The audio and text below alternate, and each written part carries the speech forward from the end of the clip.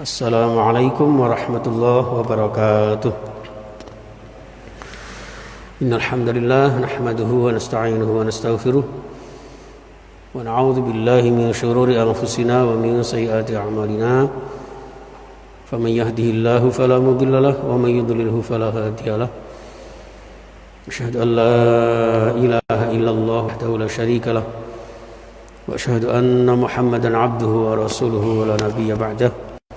Allahumma salli wa sallim wa barik ala nabiyyina Muhammad ibn Abdillah wa ala alihi wa sahbihi wa la hawla wa la quwwata illa billah. Amma ba'du.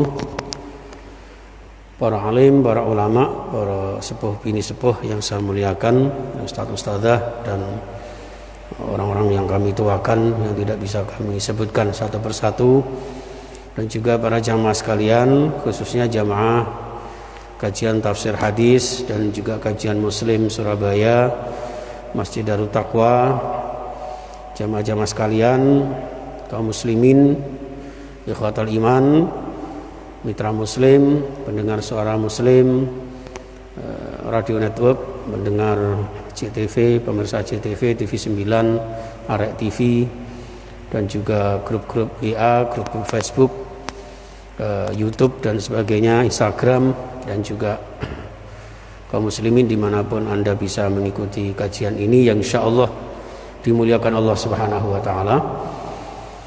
Pertama-tama bersyukur kehadirat Allah Subhanahu wa Ta'ala dalam masa transisi setelah PSBB untuk wilayah Surabaya Raya, Gresik, Sidoarjo, dan mungkin juga di tempat-tempat lain, di mana transisi ini menuju new normal. Mudah-mudahan Allah senantiasa mengangkat, segera menghilangkan virus corona ini sehingga benar-benar kita bisa hidup normal, bisa mengikuti kajian-kajian dengan normal, bisa jamaah dengan soft-soft yang normal, karena ini softnya sementara abnormal ini. Ya, harus jaga jarak, harus memakai masker, harus dispenser dan sebagainya, tidak mengurangi istiqomah panjenengan semuanya untuk jamaah. Mudah-mudahan amal ibadah kita diterima Allah, mudah-mudahan kajian-kajian kita menambah kesempurnaan amal ibadah kita, menyempurnakan keislaman kita menjadi Islam yang kafah, Islam yang membawa rahmatan lil alamin. Amin ya rabbal alamin. Dan jamaah sekalian rahimakumullah, tentu kita juga berdoa mudah-mudahan diri kita, keluarga kita senantiasa sehat walafiat semuanya, dan juga mudah-mudahan dimudahkan segala urusan kita, dilapangkan rezeki kita, dan juga mudah-mudahan dimudahkan kesulitan kita, disembuhkan segala sakit kita, bahagia dunia dan akhirat kita. Amin ya rabbal alamin.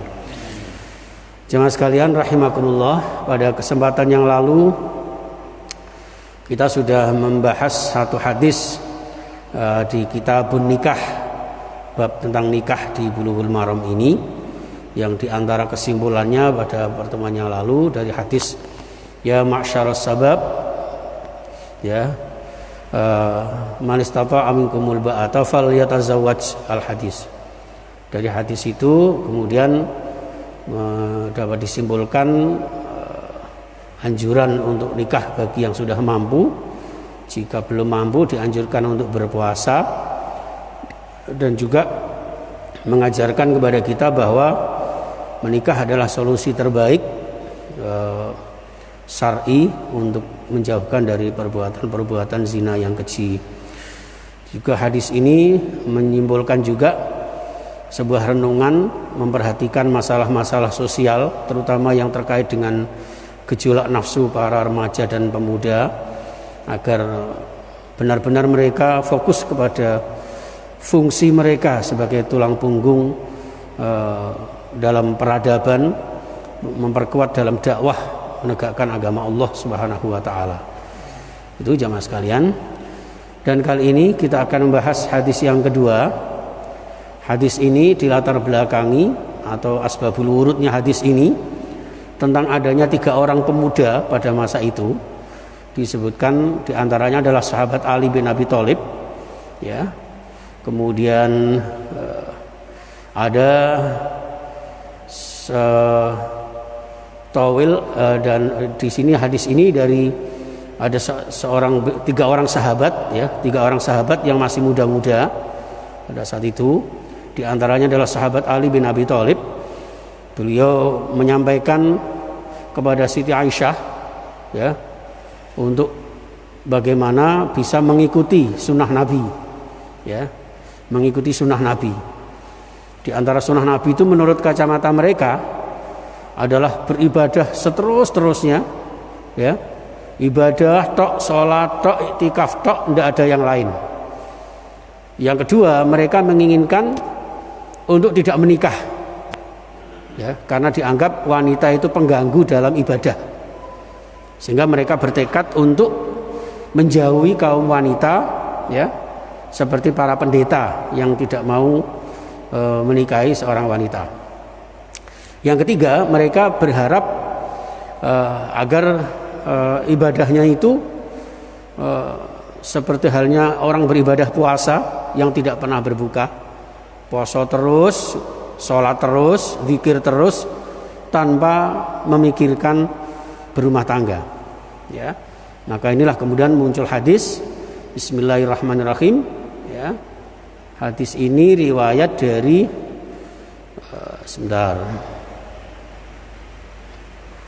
Anas bin Malik, ya, an Anas radhiyallahu an anna Nabiyya sallallahu alaihi wasallam hamidallaha wa asna alaihi wa qala lakinni ana usolli wa anam wa asumu wa uftiru wa atazawwajun nisa famar raghiba an sunnati falaisa minni. Dalam hadis yang lain, an nikahu sunnati famar raghiba an sunnati falaisa minni, begitu. Jadi dari hadis ini kemudian Aisyah menyampaikan kepada Rasulullah sallallahu alaihi wasallam. Lalu pada suatu kesempatan Rasulullah berkhutbah. Dalam khutbahnya itu beliau seperti biasa kalau panjenengan khutbah, alhamdulillah, ya, nashkuruhu wa nahmaduhu dan sebagainya itu. Setelah itu kemudian beliau menyampaikan, setelah hamdalah, sholawat dan sebagainya, lalu kemudian beliau menyampaikan walakinni ana usolli wa anamu. Saya ini tidak hanya ibadah saja, akan tetapi aku sholat, ya, usolli, wa anamu, saya juga tidur, wa asumu, saya juga puasa, wa uftiru, kadang juga berbuka, tidak puasa. Bahkan wa atazawwajun nisa, saya juga mempersunting istri. Jadi berarti ini yang dimaksudkan dengan firman Allah di akhir surah Al-Kahfi, qul innama ana basyarun mislukum, ya, katakan Muhammad, ana basyarun mislukum, saya ini manusia biasa seperti kalian. Ya dahar, ya ngunjuk, ya nikah, ya punya anak gitu, putra putri, juga bermasyarakat, bahkan menjadi pimpinan bangsa negara pada saat itu, dan seterusnya. Nah, dan berarti ini termasuk sunnah Rasulullah. Maka di sini kemudian Rasulullah mengatakan famar raghiba an sunnati falaisa minni. Maka barang siapa yang membenci, ini Pak, sering saya sampaikan dalam kaidah bahasa Arab itu, ya Im belajar bahasa Arab ini ya di pondoknya ya. Raghiba itu makna aslinya itu satu kata di atas kata mahabbah, ya. Jadi mahabbah itu cinta, kalau raghiba itu di atas cinta. Apa di atas cinta itu? Ya cintanya cinta, ya. Raghiba. Tapi ternyata raghiba ini kalau dihubungkan dengan kata-kata an, ya, itu justru artinya sebaliknya. Raghiba bi itu artinya sangat cinta, tapi kalau raghiba an itu artinya sangat benci, tidak suka. Sehingga di sini artinya hadis famar raghiba an sunnati, maka barang siapa yang tidak suka kepada sunnahku, yaitu ya termasuk dahar, ngunjuk, tidur dan sebagainya, puasa, berbuka, itu sunnah Rasulullah. Ya. Falaisa minni, maka orang itu yang tidak suka kepada sunnah Rasulullah itu tidak termasuk golongan umatnya Rasulullah sallallahu alaihi wasallam. Nauzubillah summa nauzubillah. Nah, hadis ini jamaah sekalian yang tadi sudah saya sebutkan, ada 3 orang pemuda ternyata Ali bin Abi Thalib, Abdullah bin Amr bin As, dan seorang pemuda bernama Utsman bin Maz'un, ya. Utsman bin Maz'un ini sama-sama ingin beribadah semaksimal mungkin, ternyata dijawab seperti itu. Maka orang nikah itu berarti juga termasuk ibadah. Malah jenengan sering mendengarkan ceramah itu ya Pak ya. NIKAH, nikah itu NIKAH. N itu niat, I itu ibadah, K keluarga, A akan, H harmonis. Niat ibadah maka keluarga akan harmonis. Jadi tidak sekedar memburu nafsu saja, tidak. Benar-benar dipertimbangkan secara optimal dan maksimal agar kemudian pernikahan dan keluarga rumah tangga itu benar-benar menjadi wadah untuk memaksimalkan ibadah. Nah, di sini jamaah sekalian mengajak kepada kita semuanya tentang hadis ini, antara lain yang pertama agar kita semuanya memaknai ibadah ini secara universal, ya, memaknai ibadah itu secara universal, sehingga dalam surah Al-Baqarah itu kemudian disebutkan apa itu, duribat alaihimuz zillatu aina ma suqifu illa bihablim minallah wa hablim minan nas. Jadi disimbolkan seperti itu. Mereka itu akan ditimpakan kehinaan kalau tidak berpegang teguh kepada hablum minallah ibadah ritual dan hablum minan nas ibadah sosiokultural, termasuk pernikahan, membina rumah tangga yang bahagia, ya, bersama-sama dalam ibadah kepada Allah Subhanahu wa taala. Tuh. Yang kedua, hadis ini memotivasi kepada kita umat Rasulullah sallallahu alaihi wasallam, ya, bagi yang sudah cukup, ini kalau dihubungkan dengan hadis kemarin, yaitu untuk segera menikah. Maka kalau sekarang belum, berarti ya kita diwajibkan untuk berdoa. Bagi yang sudah punya bagaimana? Ya mendoakan kepada yang belum punya. Ya, mendoakan putra-putri kita, keponakan kita, tetangga kita, ya, untuk supaya segera ditemukan jodoh yang terbaik oleh Allah Subhanahu wa taala, ya, menjunjung tinggi nilai-nilai agama Allah yang sempurna. Yang ketiga, jamaah sekalian, hadis ini ya menggambarkan bahwa menikah itu jauh lebih baik daripada menyendiri ketika nikah itu diniatkan untuk beribadah. Sampai-sampai Imam Abu Hanifah itu menyampaikan nikah itu lebih utama, ya. Nikah itu lebih utama daripada ibadah-ibadah yang lain. Jadi nikah ini ibarat pintu gerbang untuk menyempurnakan agama seseorang. Menikah itu pintu gerbang untuk memperbanyak syiar Islam. Kenapa? Karena kalau dengan nikah itu menemukan jodoh yang solih-solihah, putra-putrinya juga solih-solihah, terdidik dengan ilmu agama Allah, ya, maka dengan demikian akan memperbanyak yang nanti akan menjadi kebanggaan Rasulullah dari kiamat. Ya, dalam satu hadis disebutkan, nikahilah orang-orang yang kemungkinan banyak anaknya, sehingga nanti akan menjadi kebanggaan Rasulullah dari kiamat. Jangan sampai kita ini anaknya sedikit, kurang solih-solihah, ya. Yang bagus itu ya banyak tapi solih-solihah. Dini kok mboten, misalnya satu kayak Mas Ilham baru Almay misalnya, ya, tapi berkualitas, itu juga jauh lebih utama. Bangga sekali loh, ya, punya anak itu. Karena anak itu kan apa itu? Rabbana hablana min azwajina wa dzurriyyatina qurrata a'yun, ya kan? Membanggakan kita, menyenangkan kita. Ya, Masya Allah. Itu hadirin. Jadi menurut Imam Abu Hanifah. Sedangkan Imam Syafi'i tetap menyarankan menyampaikan pendapat bahwa tentu ibadah itu jauh lebih utama daripada menikah. Tapi setelah dikorelasikan Kenapa kok ibadah itu lebih utama? Karena ibadah ini sebagai niat utama di dalam menikah. Jadi menikah ini belum tentu menjadi ibadah kalau nikahnya ini tidak niat karena Allah. Ya, maka menurut Imam Syafi'i kan kemarin sudah saya sebutkan, ada nikah itu yang hukumnya wajib, ada nikah hukumnya sunnah, bahkan ada nikah hukumnya haram. Itu sampai seperti itu. Kembali kepada orientasi niat seseorang. Yang keempat, jemaah sekalian, hadis ini menyimpulkan ya, jangan sampai kita punya pandangan bahwa atau berkeyakinan atau bertekad untuk tetap menyendiri, jangan. Ya. Aku tak bujang aja dan sebagainya, itu tidak boleh. Ya. Kalimat atau tekad untuk menyendiri, tidak ingin menikah, itu kata Imam Abu Hanifah itu bagian dari bid'ah. Ya, tetap berusaha, tetap berdoa, sebagai ikhtiar sebagai seorang manusia.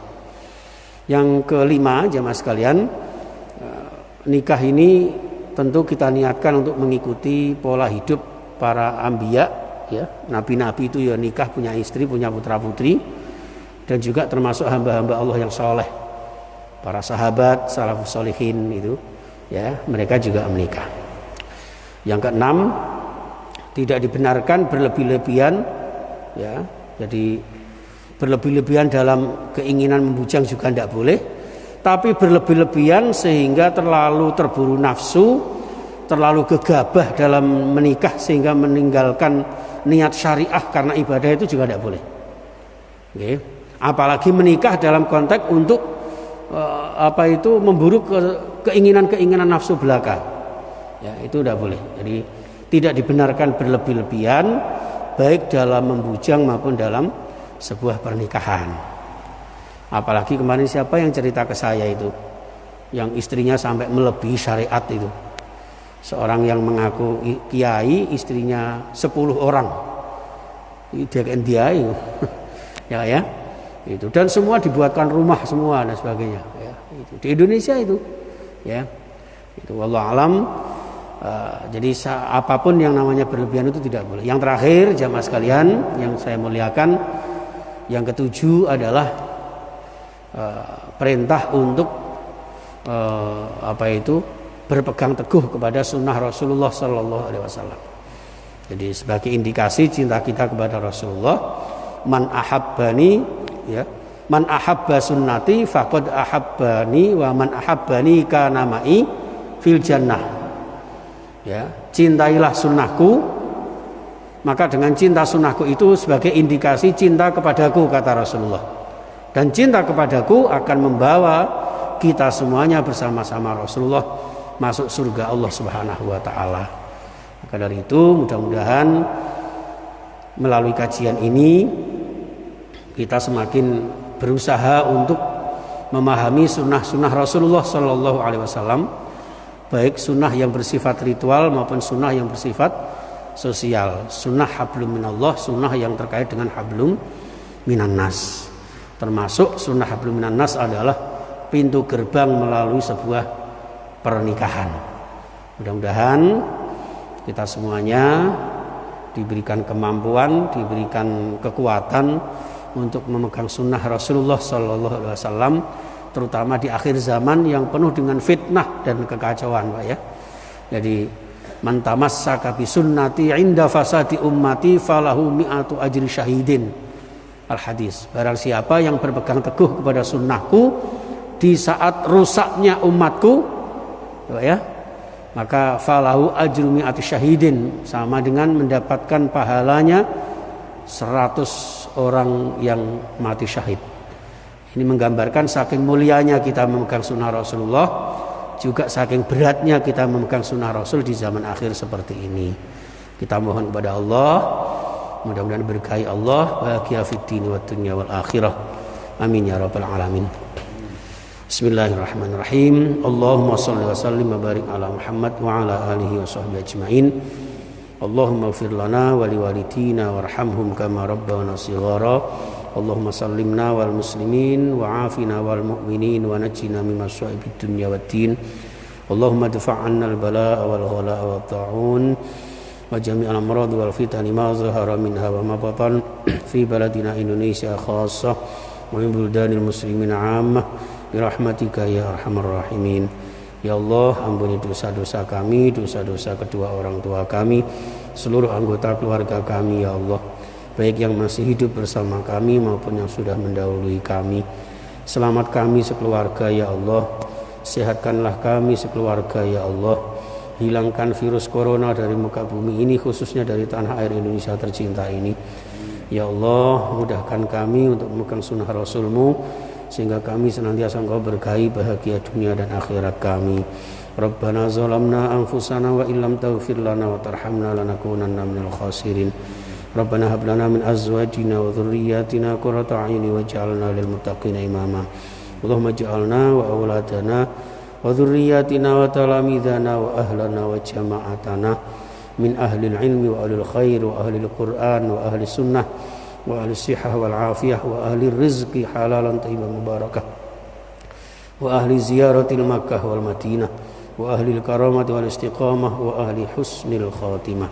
Rabbana atina fid dunya hasanah wa fil akhirati hasanatan wa qina adzaban nar. Wa sallallahu ala Muhammad wa sahbihi ajma'in walhamdulillahi rabbil alamin. Al-Fatihah.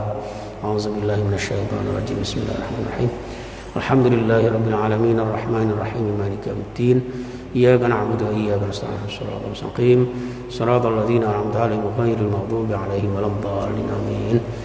Terima kasih, mohon maaf, kita akhiri. Subhanakallahumma wa bihamdika nasyhadu an la ilaha illa anta nastaghfiruka wa natubu ilaik. Assalamualaikum warahmatullahi wabarakatuh.